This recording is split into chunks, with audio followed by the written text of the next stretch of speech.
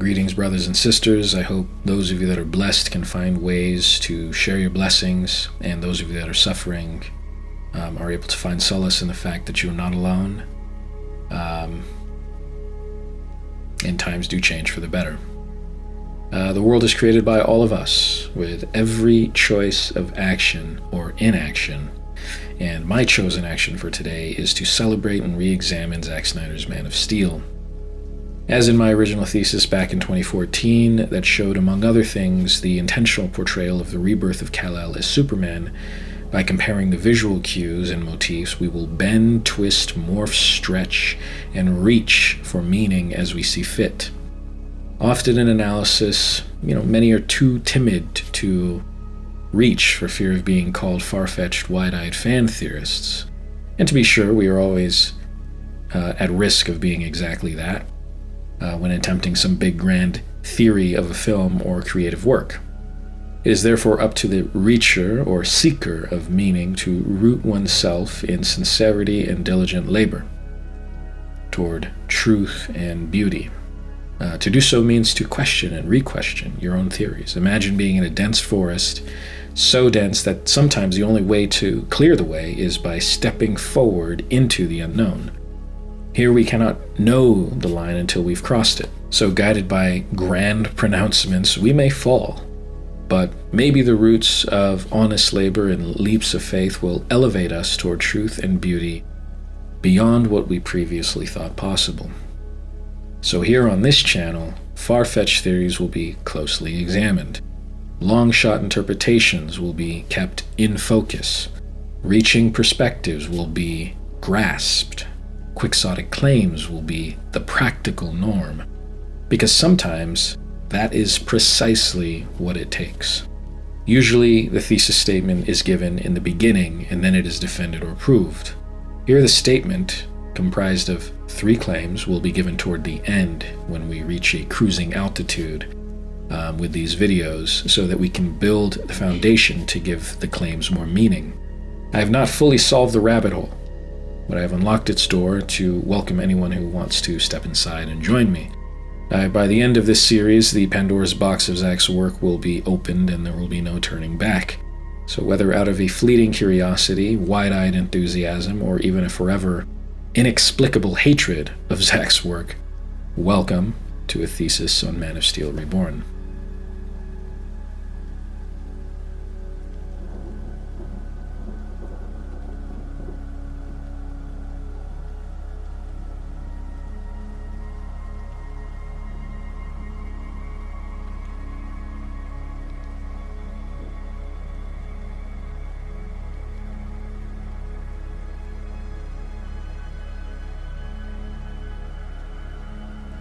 We begin by establishing some of the more prominent phallic and yonic illusion symbols and motifs to get a stronger understanding and context for their use. Since rebirth is a major theme, it is natural to begin with the imagery and symbols related to sex and fertility. They are so prevalent throughout the film that it will be necessary to split this into 2 parts. So first up is Kelex and Kelor. The first sex symbol occurs right in the first scene as Laura is giving natural birth to Kal-El. Kelex and Kelor are the Kryptonian helper robots, and in this particular scene, Kelor is displaying Kal-El as he is inside the womb. Further, the curves and general shape of Kelex and Kelor are clearly vulvic. Here, both robots demarcate the boundaries within which the birth takes place, with a heavenly light shining down between them.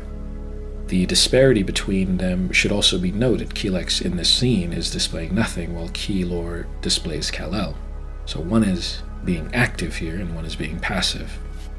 They are overall feminine with their yonic form and feminine voices. Their role is to help out by communicating useful information and displaying useful data such as Laura, Earth, the human skull and form, and Zod's attack ship. Because of their vulvic design, each display can be thought of as something being generated or created from a womb-like interior.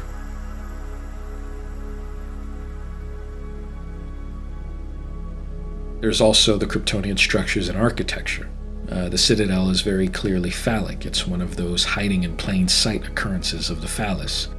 We see it in the background behind the Kryptonian beast after baby Kal-El screams.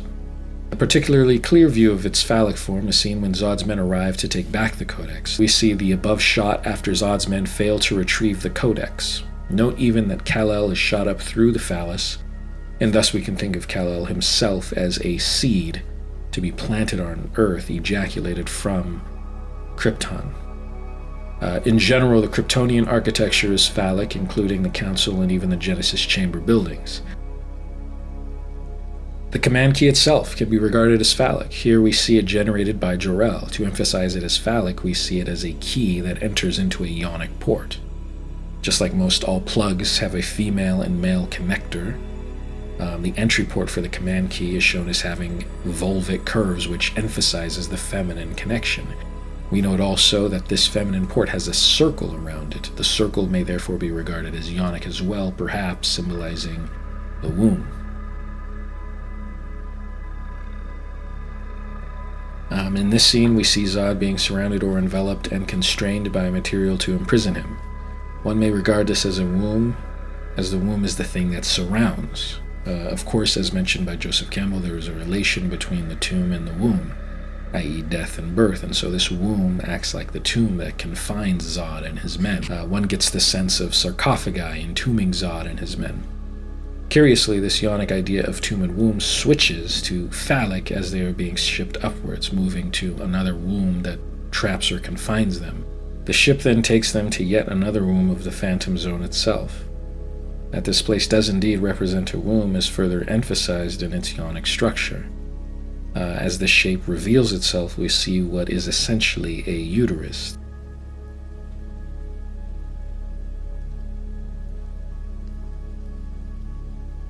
Again, we see a slow transformation of the ionic to the phallic. So there are many other wombs as well. One of them is after Jor-El pushes in the command key, Kal-El moves from what is essentially one womb to another womb. Jor-El putting on protective armor might reasonably be regarded as womb-like, a protective layer. The baby taken from the Genesis chamber from a womb growing on the vine. The area holding the Codex itself can be regarded as the tomb or womb of the Codex. We will have plenty more to say about each of these, but for now we put them here for completeness. We see a number of weapons used throughout the Kryptonian sequence, all of which can be regarded as in some sense phallic. One example is the weapon used on their ships, first to attack Jor-El and then to destroy Kal-El. Another clearly phallic weapon is the spike used by Zod to kill Jor-El. This scene connects the idea of the phallus to its destructive aspect. In the oil rig sequence, when we see Clark on Earth, he is surrounded by water. The oil rig that he goes to is on fire in stark contrast to their surrounding environment. When Clark makes his way to the oil rig, he does so from the bottom, and we see that the oil rig itself is represented by the phallus as well. Here then is an interesting example where the phallus is associated with fire and destruction. Juxtaposed to the surrounding environment, we may reasonably be able to associate water as perhaps related to the feminine, associated more specifically with the amniotic fluid of the womb. So when we later see Clark after saving the oil rig workers, we see him resting, regaining his energy in a womb-like environment, a womb of water. So I'll finish off this video with just a few open-ended questions for you guys to think about in the comments if you so choose.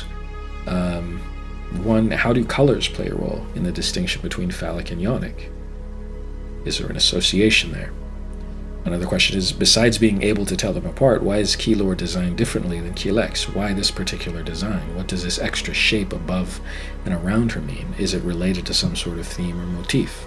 Can you think of any other phallic and or ionic visuals or references during the Krypton sequence and the oil rig sequence? And that'll conclude today's video. We will continue with many more sex symbols throughout Man of Steel. There's just almost too many of them to contain in one video. And then we'll elaborate on them so we can get a feel for why it's there. Not just I mean, yes, rebirth, obviously, but there's a little bit more than that in its relation to certain spiritualities and belief systems. So we'll touch on that, and then we'll continue on from there.